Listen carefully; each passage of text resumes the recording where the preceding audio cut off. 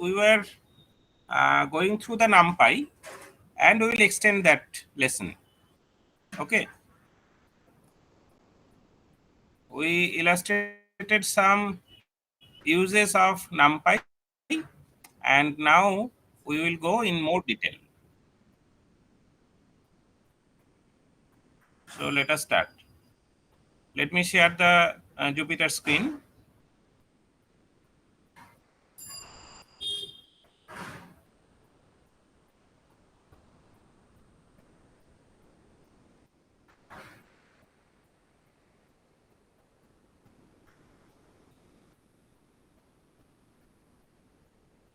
So can you see the screen now? Yes, sir. Okay.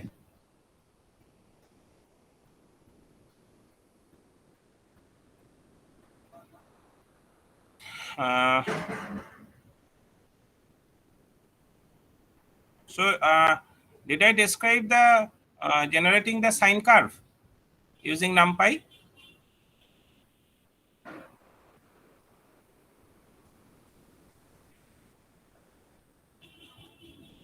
Anyone, please?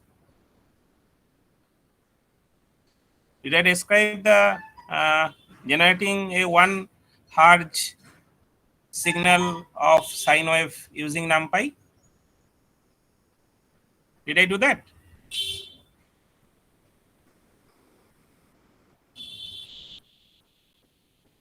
I think I did it in the class. So today, um, I am going to describe how a polynomial.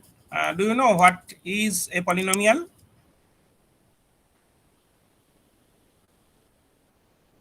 Please tell me. Do you know what a polynomial is? A polynomial is an algebraic expression where only algebraic terms are present. That is, if I want to give you a precise example, say fx equal to x square plus 2x plus 3. That's a polynomial. In general, if I write fx equal to say a0 plus a1x plus a2x square plus a3x cube plus dot dot a next to the power n, then that's a polynomial. That's called an n degree polynomial. The highest degree, highest power of x is known to be the degree of the polynomial. So uh, let us now describe how we can generate a polynomial in Python using Python and manipulate it, uh, solving an equation involving polynomials and taking the derivative of a polynomial, integrate a polynomial, and finally how to fit a polynomial to a given set of experimental or observational data. That's our target today. Okay. So first we go for how we define a polynomial in Python. So look at the Jupyter interface.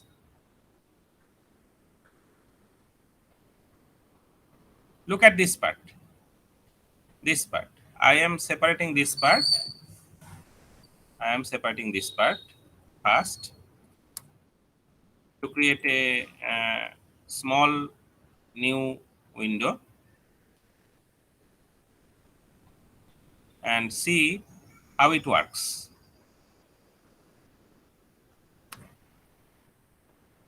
So first I need NumPy. So we import NumPy and the command is poly1d.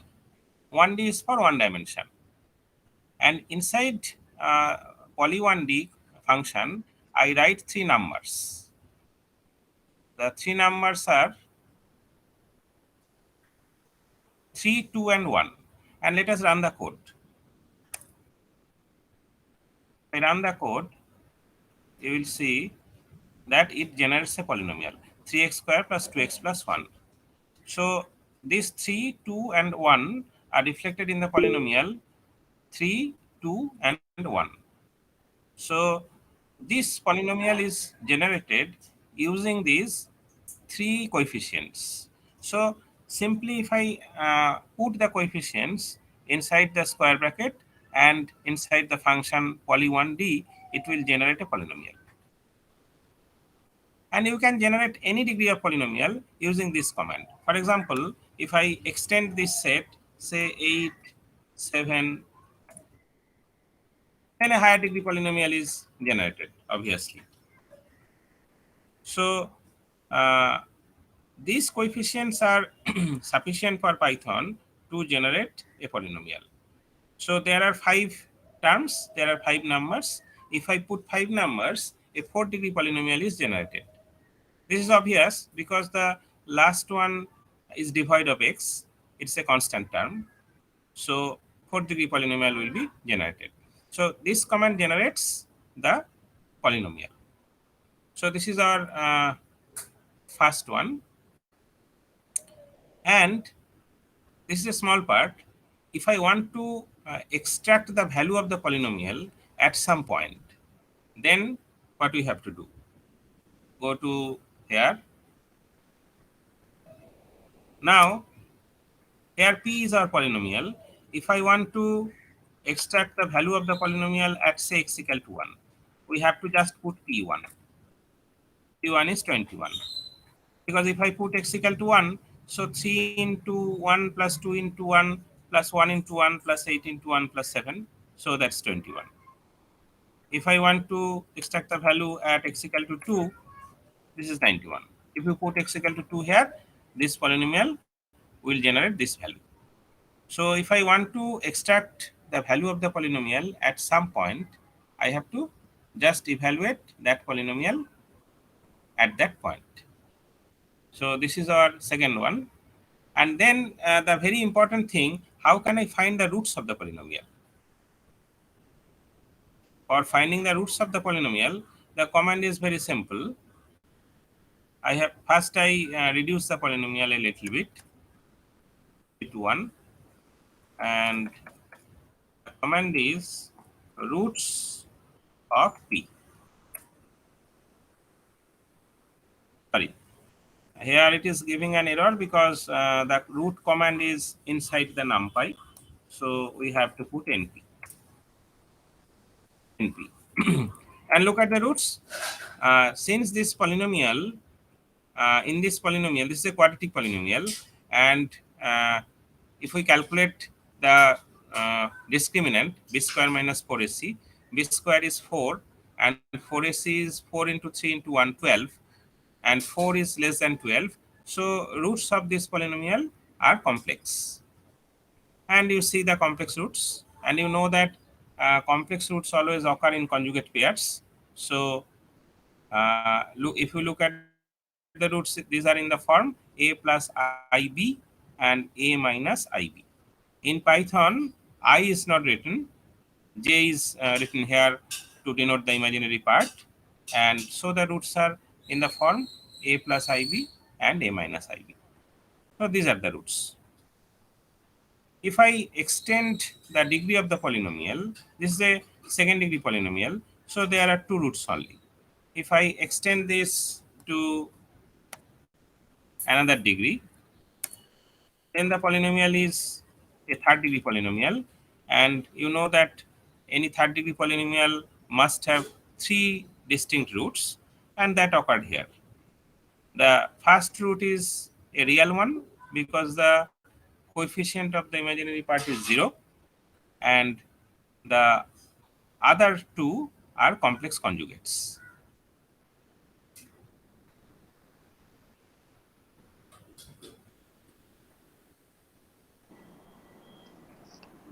Sir sir বলছি sir কিছুজন sir join করতে চায় sir. হ্যাঁ, করে দিলাম, করে দিয়েছি। Okay sir. Okay. Okay. So this third degree polynomial has 3 roots.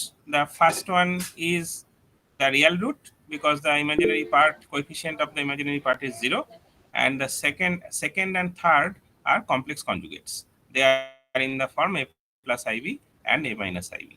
If I increase the degree, the same method and same command will be applicable again. If I extend here 6, 3, and 1. So this is a sixth degree polynomial. A sixth degree polynomial must have 6 roots, and you see that all the roots are in complex conjugates. There are no real roots of this polynomial. The first two are complex conjugates, a plus iv, a minus iv. Second and third and fourth are complex conjugates, and fifth and sixth are again complex conjugates. So if I add another one, there will certainly be a real root. The first one is the real root, and the others are complex conjugates.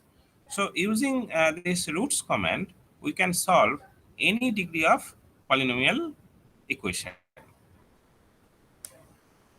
However be the degree, whatever be the degree, we can solve that polynomial equation, or mathematically we call it to be an algebraic equation, because there are only x or power of x.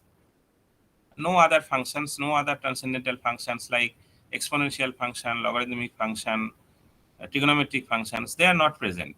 There are only x or powers of x. This type of functions are called algebraic functions. And any algebraic, or if you put in the equation form, we call it to be an algebraic equation. So any algebraic equation can be solved using this roots command. Okay, so this is very important because solving an equation becomes very important in some places. The next one, if we want to do a little bit of calculus, the first thing is to take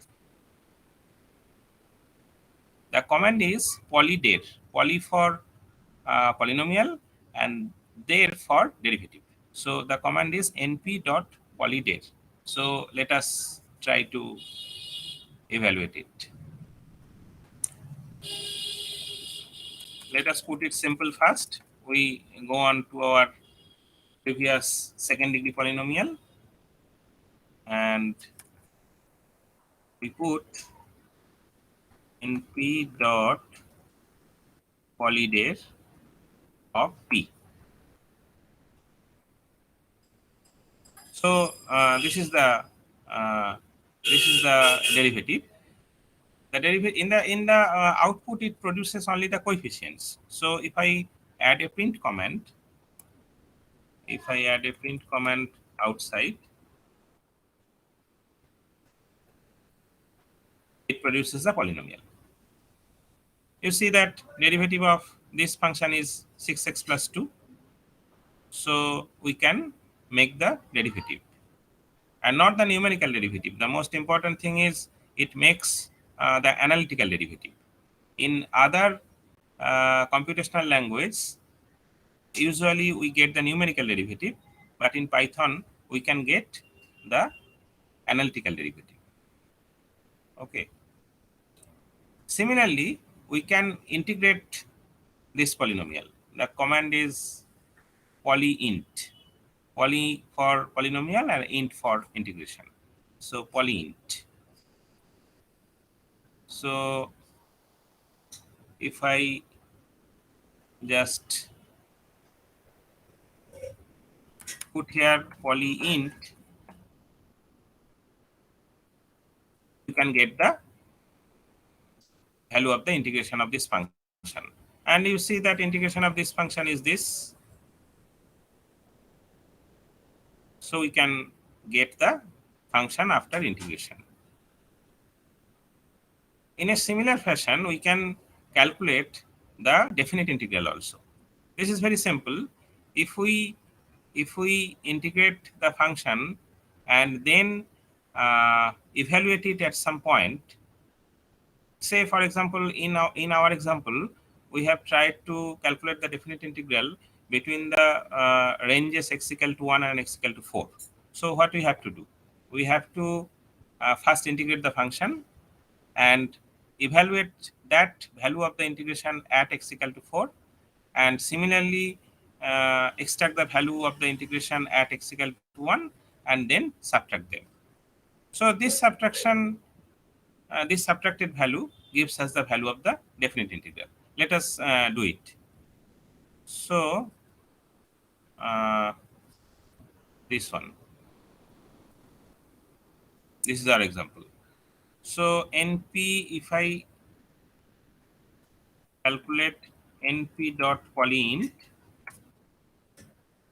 if we give it a name, say int equal to this. If I print int, it gives the value of the integration. Now I want to extract the value of the integration at say x equal to 4. So this is 84. Let us print, then you will also calculate manually. Print int. So x cube plus x square plus x. If I put x equal to 4 here, 4 cube plus 4 square plus 4, that value is 84. And again, if I calculate the value of the integral at x equal to 1, that value is 3. So if I now make the difference, that integral 4 minus int 1. So this gives us 81. So this gives us the definite integral from x equal to 1 to x equal to 4. You can manually do the integration and verify the value. Integrate this function 3x square plus 2x plus 1 from x equal to 1 to x equal to 4, and you will get the value 81. So we can also make the definite integral. Okay. So this is how we can, what we have done here, we have learned how to define a polynomial, evaluate the value of the polynomial at some given point, find the roots of that polynomial equation, find the derivative of the polynomial, and integration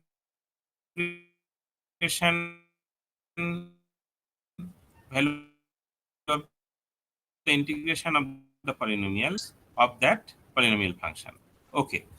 Now with this knowledge, we can go further, and the most important thing what we want to learn today is to how to fit a polynomial. How to fit a polynomial to a given set of experimental data.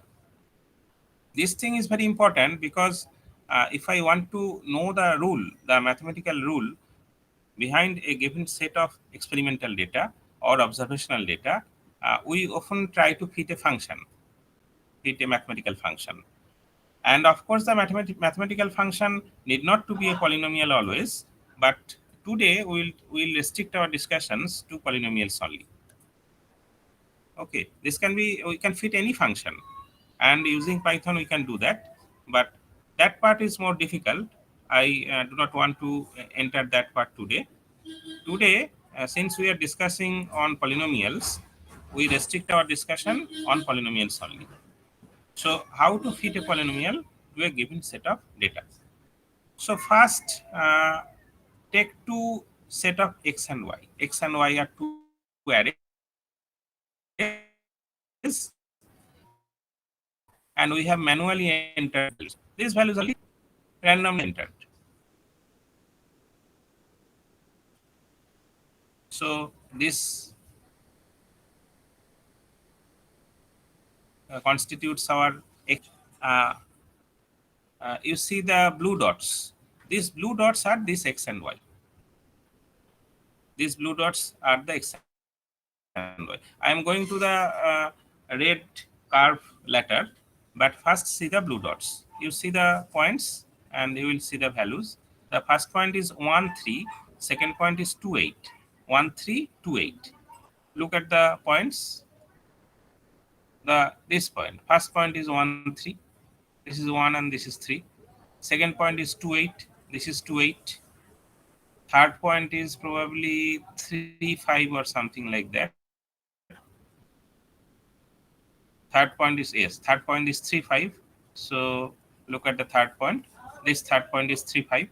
So these are the points what we have observed in some experiment. Now we want to know the mathematical function behind these points. We want to know the mathematical rule behind these points. So the most important comment here is polyfit. Polyfit means fitting a polynomial. Polyfit. So we start with a single degree polynomial. We do not know that what degree of polynomial will fit this data. So we start with the lowest degree. The lowest degree of a polynomial is 1. 1 degree polynomial means a straight line.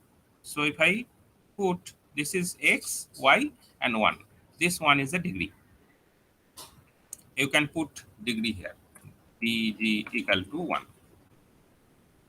Okay. So this is our this is generating our straight line, and you know this poly 1D function. So let us put the fit, print the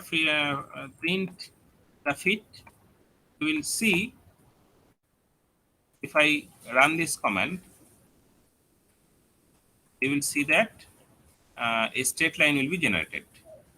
Yes, you can see these 2 points, two numbers, not points, 2 points, 1.6 and 2.6, because 2 points are sufficient to describe a straight line. So these are the this represents the straight line. Actually, this is 1.6x plus 2.6. But to see the equation in our familiar form, we need to convert it to a polynomial. And we know the command, this poly 1D. Poly 1D generates the polynomial in our known form. Okay.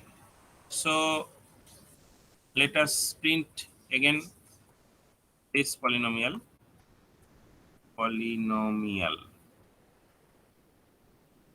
Now let us run the command again. You see that these are the coefficients and this is the straight line, 1.6x plus 2.6. Okay. Now the rest of the command is very simple. We put simultaneously in the same graph the points and also the straight line, and that graph is here. So this line is 1.6x plus 2.6, and these are the points. You see that if I want to describe the points with a straight line, that is well done here, because the line is nearby all the points. The points are rather, if we state reversely, the point stays near the line, almost near the line. So this is the best fitted straight line which describes the points. Now see, if I increase the degree of the sir polynomial, what happens? Sir Yes, student बाहर wait कर रहे हैं yes, sir एक student wait कर रहा okay, था okay, उसको okay, meeting में ले okay, लीजिए okay, okay, I have given.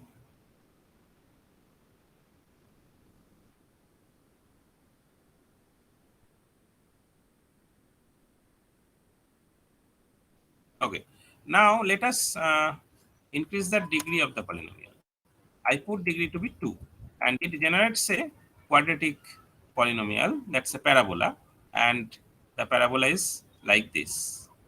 So this polynomial also describes these points. Okay, let us leave this result, leave this data now.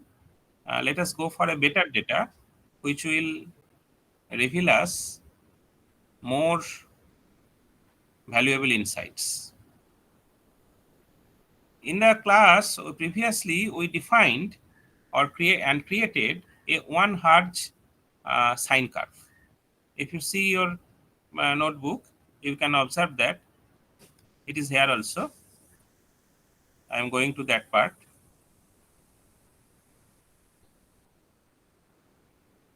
I am going to that part. This one, not this one. This one. I generated a sine curve. Look at the code for recapitulation. We generated points, 500 points in between 0 and 1. First, we generated 500 points in between 0 and 1. And we taken the frequency of the sine curve to be 1. And you know that the general form of any sine curve is a sine omega t. A sine omega t plus phi actually. Phi is the epoch and phase difference. We do not put phase here. So take phi to be 0. So the curve, so the equation reduces to a sine omega t. And you know omega, where omega is the angular frequency. And you know that omega can be written as 2 pi f, where f is the frequency. So the finally it reduces to 2 pi ft.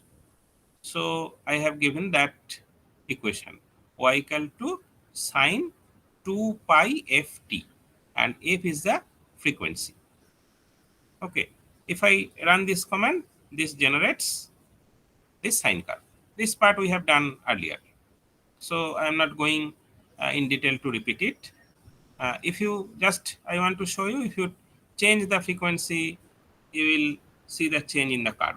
If I put f equal to 2, it means the frequency becomes 2. So it oscillates twice.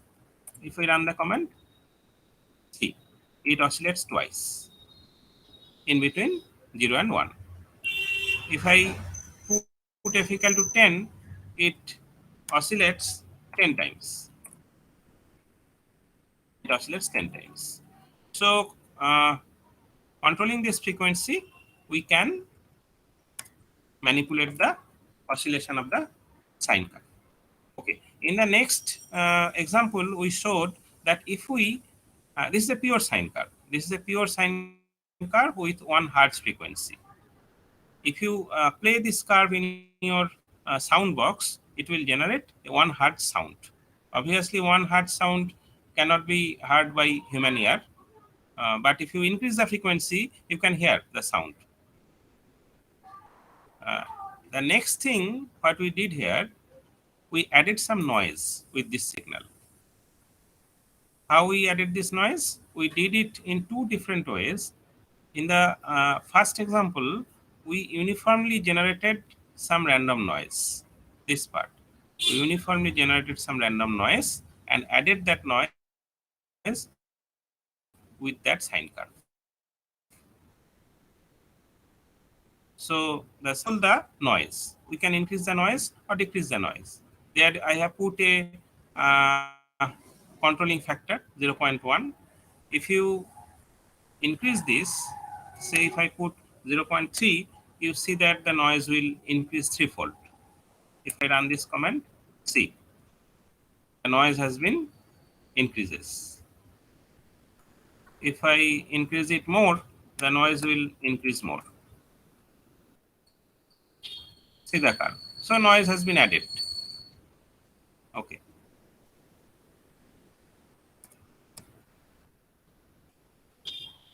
So in this way, we can generate a noisy sine curve. Here we generated uniform random numbers. We can do the same thing by generating normal random numbers in normal distribution. In the second example, we did that. We generated the noise using normally distributed random numbers. Okay, here also again we can control the noise. So now go on to our curve fitting example.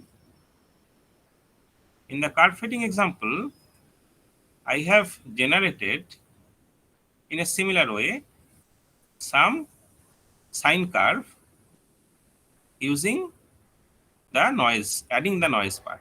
So this is the sine curve with frequency 1, and this part is the noise part. And the points, if I plot the points, these are the points. Look at the points, these points. Here I have not added them with line, we just plotted the points. So they are presented in this scattered form. the command you know that plt.scatter. So x and y, we have generated x to be 100 points between 0 and 1, and then we defined y to be sine of 2 pi ft. I have taken f equal to 1 again, so the frequency of the sine curve remaining 1, and then added this random part. So this part is noise, and so the points are not in the form of a pure sine curve. They are a little bit scattered. They are moving a little bit. So these points has been generated using the sine curve. Now I want to find that if I want to describe these points using a polynomial, what should be the polynomial? Okay. So I start with degree 1 polynomial. Start with I start with the degree 1 polynomial.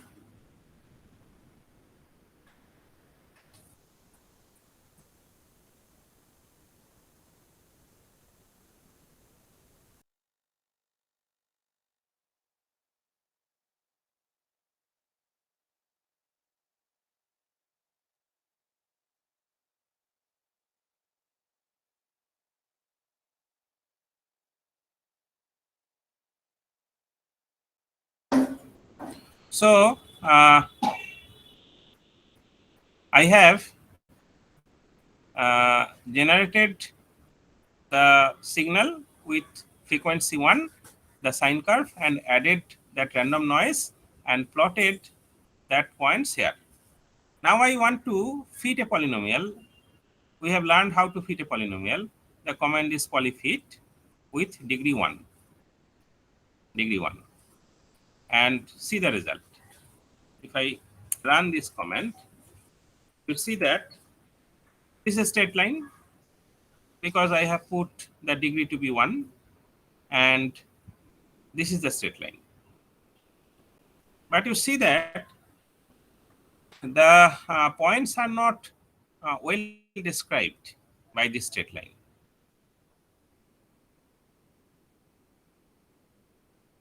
This should be the case because a straight line cannot very well describe a curve like this. Okay, so I increase the degree of the polynomial and see what happens. So I put degree equal to 2, increase the degree from 1 to 2. Again, there is almost a little bit change. It generates a second degree polynomial, but you see that the coefficient of x square is very small. Coefficient of x square is near 0, almost near 0. That is why it looks like a straight line. This is not a straight line. This is a curved line. Quadratic polynomial means it's a parabola. But with our visual inspection, it cannot be understood because the coefficient of x square is very small. And also, you see that this cannot describe the data. So we go on increasing the degree. I increase the degree to be 3. Now you can see that the data is well described. With a third degree polynomial, that polynomial captures the data very well. And this is the equation. This equation is the equation of this curve. This is third degree polynomial. Okay. So this is how we can fit a polynomial to a given set experimental data. So let us now take another example. If I put f equal to 2, if I increase the degree to be, sorry, if I increase the frequency to be 2, then the curve oscillates more, it oscillates twice, and you see that a third degree polynomial now is not describing the data. Okay. In our earlier example, it captured the data very well. if f equal to 1, I go to previous one. This was and the corresponding data, and a third degree polynomial captured the points very well. Wait, but if I now nah,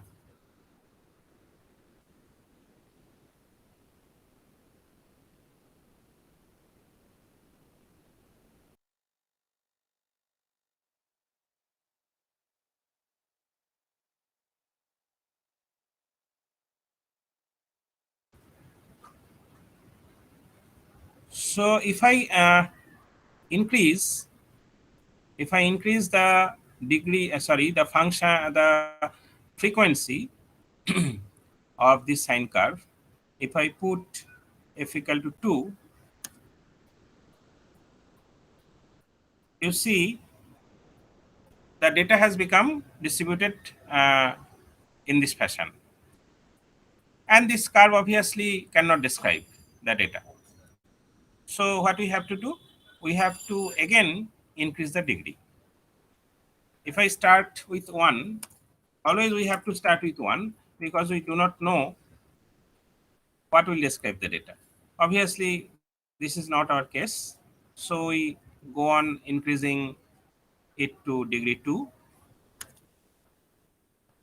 This is a parabola, but again, this cannot describe our data.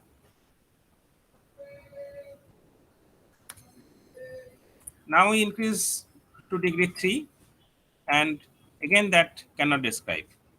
So the decision is we have to increase the degree a little more.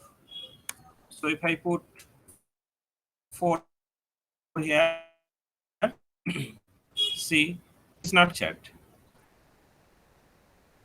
If I put 5, now you can see that it is nearly mimicking the data. It has almost captured the data well. So we have to go a little bit more. I think 6 or 7 will suffice. If I put degree, see, it has almost captured degree equal to 7. Yes.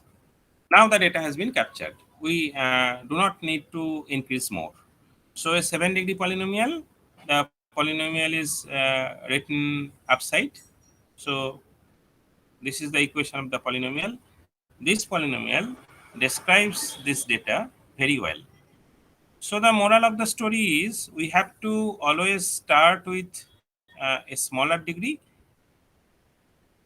and increase the degree up to that when the visually the data is well described by the polynomial.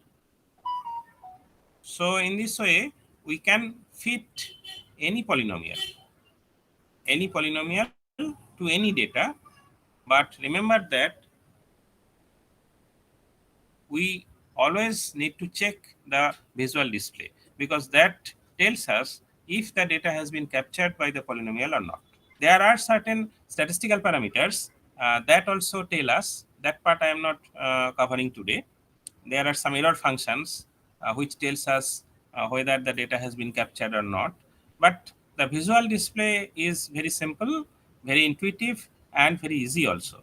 So the first thing is to check it visually. Okay. So this is all about polynomial and fitting a polynomial to a data. So what we have, we will do another more thing, a small thing, and with that we will end today. So for polynomial, what we have done today, we have learned to define a polynomial. Sorry, not here. We have learned to define a polynomial and evaluate that polynomial at some point, at some given point, find the roots of the corresponding polynomial equation, take the derivative of the polynomial, and extract the value of the derivative at some point, integrate the polynomial, and also to calculate the definite integral between two bounds. So this thing can be done in polynomial. Also, you can always add a polynomial, subtract a polynomial, multiply a polynomial, or make division of two polynomials. That we have not shown here, but that can be done very easily. Since you can generate polynomial, just manually you can put plus, minus, star, or division in between two polynomials, and the result will be calculated. So that part is very intuitive. So we did not go into details of that. You can check it generating two polynomials, so add them, subtract them, multiply them, and divide them. So any polynomial manipulation can be done using NumPy. So these are uh, great applications of NumPy. One more simple thing, another very odd thing also, I want to show you one application of NumPy in biology.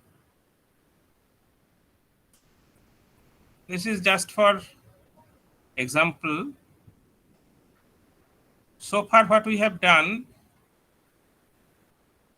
we have not applied it to biology. And I want to show you some application of NumPy in real biological data. So I have taken a DNA sequence. Actually, a DNA sequence is a very large one.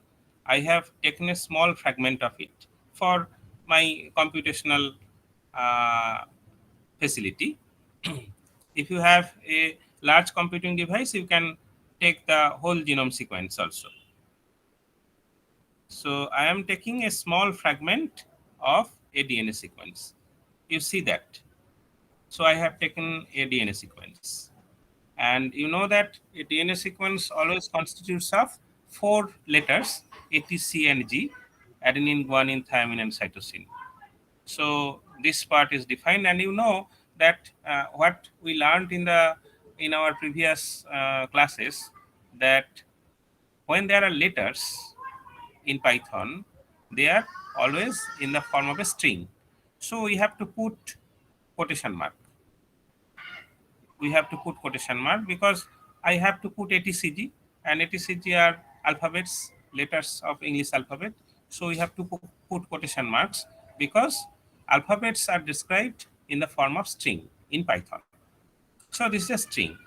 And you know that string, rather than manipulating a string, manipulating a list, or rather uh, manipulating an array is more fast and more simple because we have NumPy. So before manipulating this sequence, we convert it to a list and then to an array. First, I want to tell you what I want to do here. I have this DNA sequence, and you know that DNA sequence get mutated sometimes. Any genome sequence get mutated. Any any genome sequence get mutated, and particularly the sequences of virus gets mutated very frequently. So how this mutation happens? This thing I am going to describe here. The process of manipulating a DNA sequence with mutation. So first I convert it to a list. This part, this command generates a list. List, I have put list before this DNA sequence. So this creates a list. And this np.array converts this list further into an array. So this whole thing converts the DNA sequence to a list, and again that list to an array. So if I print this thing, you will see the result. Print DNA underscore array. This part, this ATCG, etc. This is an array now. This is a NumPy array. So we can call NumPy and make the operations of NumPy on this array. Okay. So first I convert this into an array. And uh, since this string cannot directly be converted to an array, first we need to convert it to a list and then to array. Okay. Now, uh, for every mutation, there is a probability. You know that virus gets mutated very frequently, bacteria gets mutated, but relatively with relatively less probability. And for higher species, the sequence gets mutated more less frequency. So for lower animals, for bacteria, virus, fungus, they get mutated very frequently. So there is always a mutation probability. So we have to attach a mutation probability. This mutation probability is found out by experiments by biologists. Biologists experiment with real genome sequence and they found the probability by experimental method. And we put here mutation probability to be 0.01. This means that this ATCG, every letter, say for example, the first one, A, the probability of A to get mutated has the probability of 0.01. And again, the second letter T also has the probability of 0.01 to get mutated. And in this way, every letter of this sequence have the probability 0.01 to get mutated. So this is the mutation probability. I will show you that if I increase the mutation probability, what happens. First, let us stick to this 0.01. Now, mm, I generate a random sequence of equal length with equal length of this one. I calculate the length of this DNA sequence. I calculate that what is the length? Length of DNA sequence. I calculate len of DNA underscore sequence. Let us calculate the length. Oh, I have to put print. Print.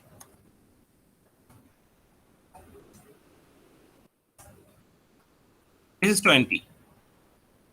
You can see there are 20 letters. So I have to generate a 20 length random sequence first. I have to generate a 20 length random sequence first. So look at this comment. Len of DNA sequence, this is actually 20 here in our case, and I generate a random sequence of that length.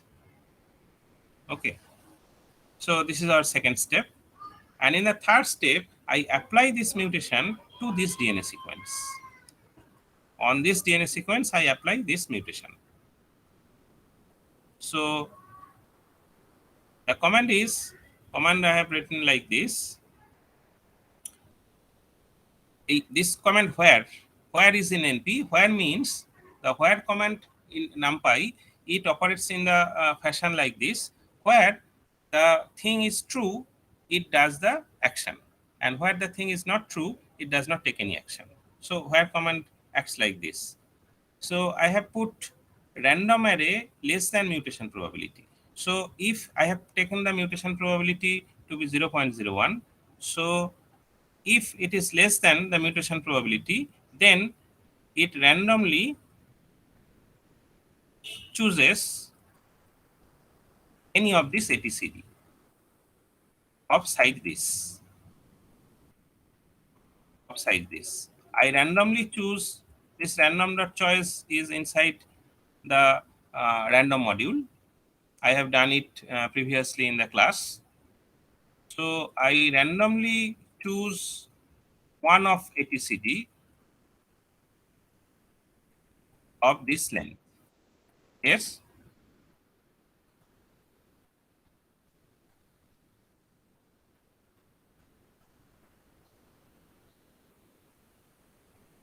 Okay. So uh, so in this command, look at this command very carefully. So in this line, what I have done, I have applied this probability 0.01. If this random array, I have generated these random numbers between 0 and 1. So where this random number, if I print this array, you will see print random underscore array. See the result first. So these are 20 set of numbers. This thing has been generated. All these numbers in between is 0 and 1. And our mutation probability is 0.01. I have put here.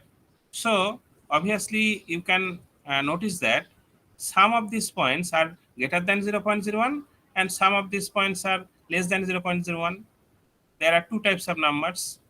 And in this comment, what I have done, in this comment, I have done that where this number, this random number is less than 0.01, then randomly I have altered these letters.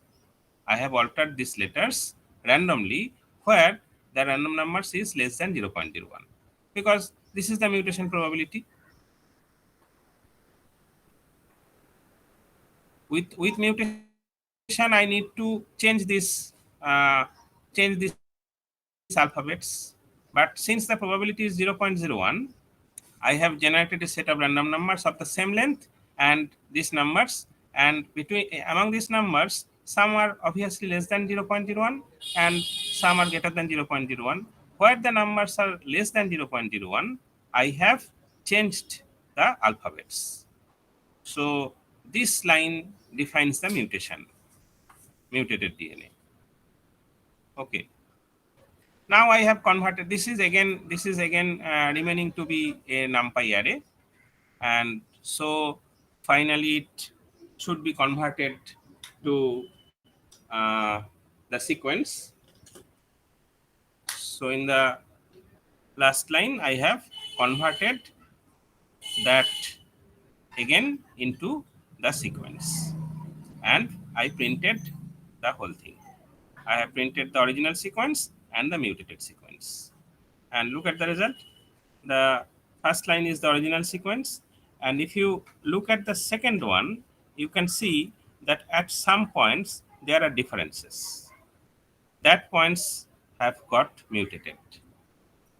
If I increase this, if I increase the probability, say 0.1, you see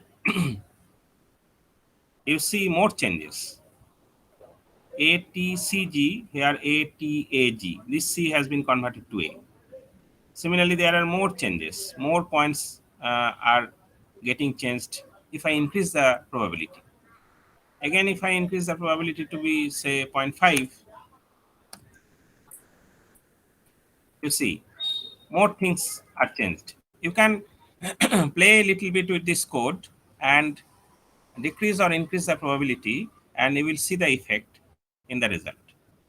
In the result, there will be more changes when the probability is more. Obviously, that should be the case. So this is this is an example. This is a nice example of application of NumPy.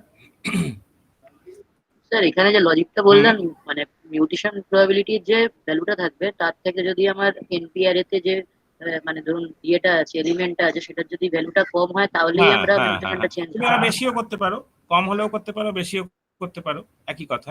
মানে আমাকে একটা ট্রেন্ডের উপর বিচার করে তবে হ্যাঁ একটা কিছু দিতে হবে যে যাতে করে আমি ওই র্যান্ডম নাম্বারের সঙ্গে ম্যাচ করাতে পারি। So so this is an example of using NumPy in manipulating the DNA sequence. I have taken a small fragment.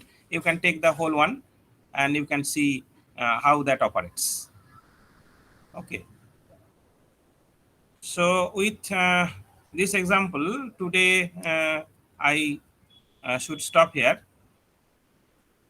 And so I just recap the NumPy a little bit now within 5 minutes, what we have done with NumPy so far, because I will close NumPy here. In the next class, I will go for pandas or something else. So I just recap within 5 minutes. First thing we did with NumPy, that why NumPy array is great. What are the added advantages of NumPy over list? That we showed here. And then what we did how we can operate the NumPy arrays and generate some points between two bounds. We did it using linspace. And then we tried to put a one-dimensional array into multi-dimension or a multi-dimensional array into one dimension. That is manipulating the whole thing, changing the dimension, putting it into different dimension. We learned how to join two arrays, splitting two arrays, and converting a one-dimensional array to a two-dimensional array.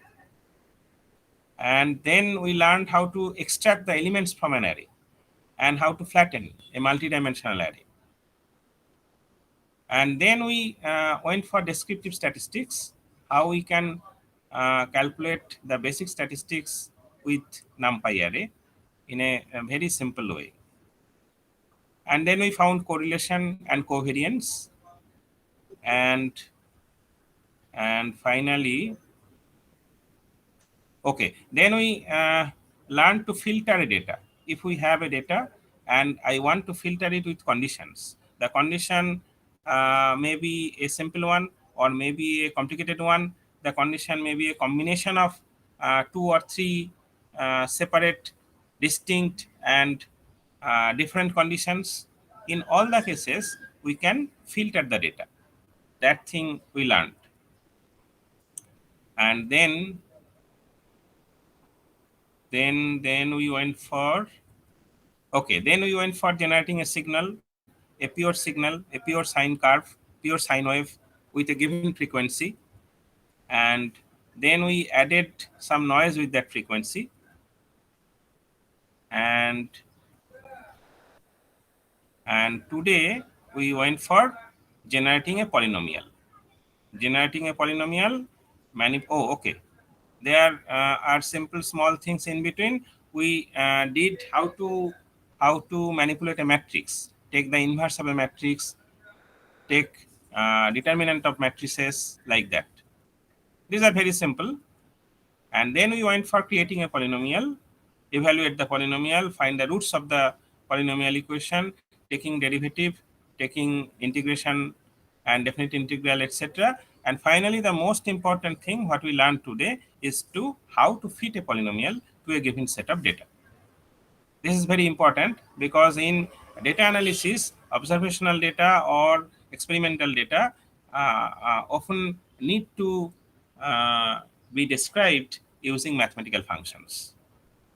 So that part is done here.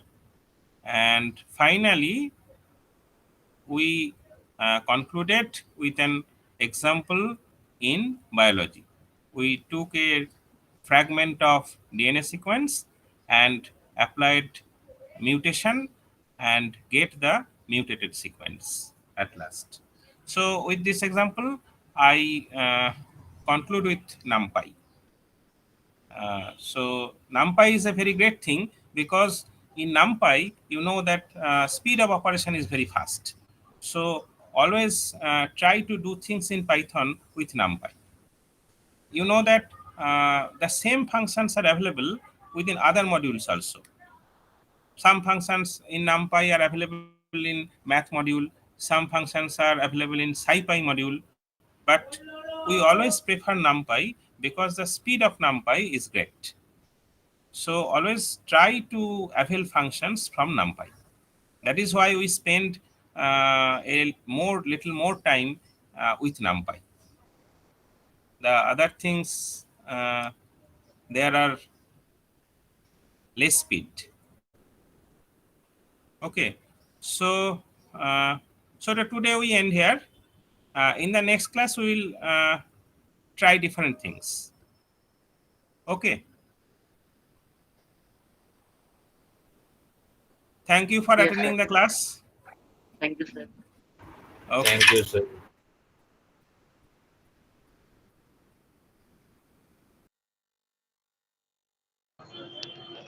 Sir বলছি sir attendance নিয়েছেন sir?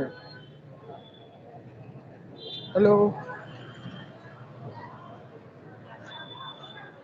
Sir, কি নিয়েছিল attendance? अरे attendance तो हुआ ही नहीं।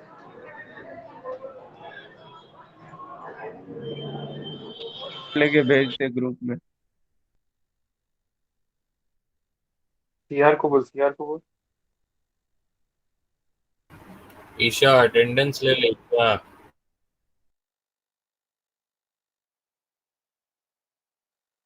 वो भी शायद नहीं। प्रणय कहाँ है? पार्थिव पार्थिव नहीं है अटेंडेंस। पार्थिव तुम ही ले लो, काम कर, तुम ही ले लो।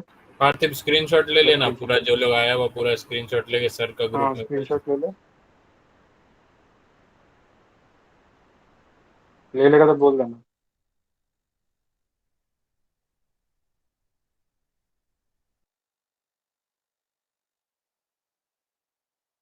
ये लोग का किया भाई ग्रुप में, अभी हम ग्रुप का मैसेज पढ़ रहे हैं। अरे बाप,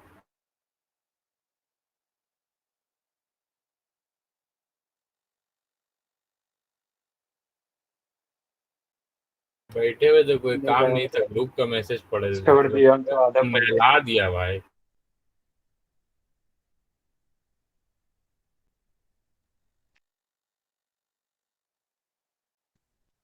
यही कि ईशान का दे रहा था तुम, है ना, मिल के।